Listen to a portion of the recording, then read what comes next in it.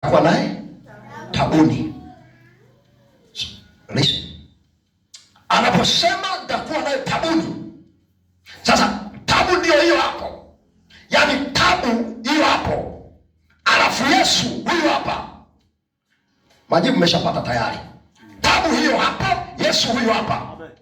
Nimekuambia tuchukulie, tuashumu kwamba Yesu anacheza mpira, japo achezi, na tuchukulie Yesu anacheza mpira. Nimekuambia hivi, unafikiri timu ambayo Yesu angekuwa ndo anachezea mpira ndo timu yake, hiyo timu wasingekuwa nafungwa magoli.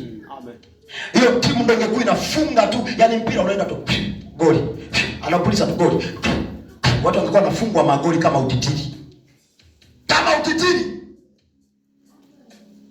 Mpira umeenda goli, hata goli kipa anaona kama mauzauza, hawezi kudaka, kwa sababu hiyo timu Yesu yupo.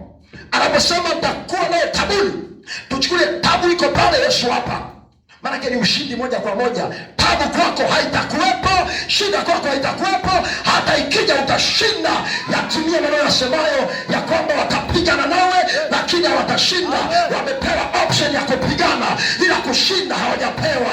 Natangaza siku ya leo, Bwana akupe kushinda, Bwana akupe kushinda, Bwana akupe kushinda. Yatimie maneno yasemayo